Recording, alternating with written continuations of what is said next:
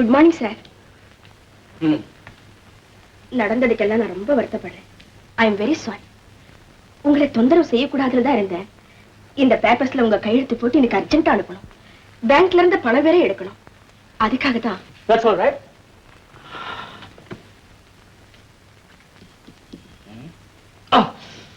என்ன சார்? ஒண்ணு இல்ல, நேத்து ராத்திரி கையில ரொம்ப பலமா அடிபட்டுடுச்சு. I can't sign. கையெழுத்து போட முடியாது. அதனால கை சரியாற வரைக்கும் இனிமே அவர் இடது கையால தான் கையெழுத்து போடுவாருன்னு பேங்க்குக்கு இன்ஸ்ட்ரக்ஷன் கொடுத்துரு. மாதிரி கையெழுத்து வந்து வாங்கிட்டு போச்சு. ஓகே? Okay sir. சார், வீட்டு செலவுக்கு பணம் வேணுங்க.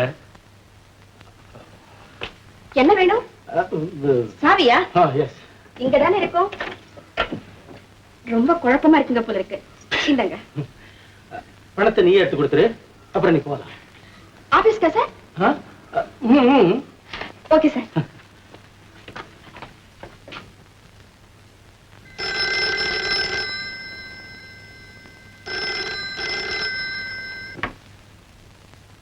ஹலோ, அசோகா பேசுறது? எஸ், அசோக் தான் பேசுறேன். நான் இன்ஸ்பெக்டர் பேசுறேன். அன்கான்சியஸா இருந்த உங்க பிரதர் பாடி ஆஸ்பத்திரியில காணாம போயிடு. வாட்? அவருடைய கொள்ள கூட்டம் தான் கொண்டு போயிருப்பாங்கன்னு சந்தேகப்படுறோம். எதுக்கும் நீங்க கொஞ்சம் ஜாக்கிரதையா இருங்க. I see. I see. I see.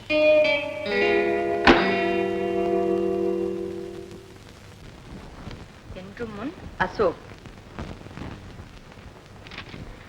அன்புள்ள ராதாவுக்கு நான் ஒன்றை விரும்புவதில்லை. விரும்பிவிட்டால் அதை அடையாமல் இருந்தது. உன் தந்தையை வாட்டி வதைக்கும் வேதனை என்னவென்று எனக்குத்தான் தெரியும். தொல்லை தரும் தீயவனையும் தெரியும். என்னை மணக்க இசைந்தால் உன் தந்தைக்கு நிம்மதியை கொடுக்க என்னால் முடியும்.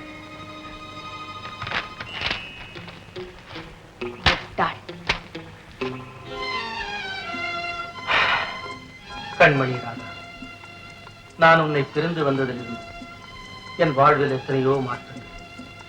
நீயும் உன் தந்தையும் என்னை மிக மிக இழிவாக எண்ணும் அளவிற்கு சந்தர்ப்பங்கள் சரி செய்து விட்டன. உண்மை என்னவென்றால் ராதா. ராதான்னு யாரோ உங்களை பார்க்க வந்திருக்காங்க சார். ராதா வர சொல்லு. சரி.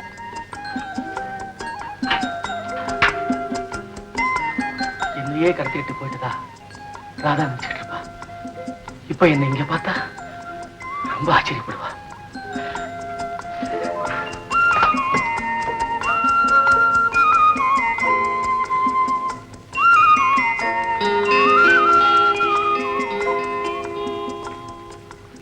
மிஸ்டர் அசோக், இந்தாங்க உங்க கடிதம். காளிக்கு காதல் பிறந்தா கூச்சல் போடுவானா? கவிஞனுக்கு காதல் பிறந்தா கவிதை எழுதுவானா? முட்டாளுக்கு காதல் பிறந்தா இப்படித்தான் கடிதம் எழுதுவான்னு நிரூபிச்சிட்டீங்க. பொய்ய எழுதி என்ன ஏமாத்தலான்னு பாக்குறீங்களா? விலை கொடுத்து என்ன வேணாலும் வாங்கிடலாம். ஆனா ஒரு பொண்ணோட மனசை மட்டும் வாங்க முடியாது. போதும், உங்களையும் தெரியும், உங்க தம்பியும் தெரியும். என்றும் உன் அசோக்.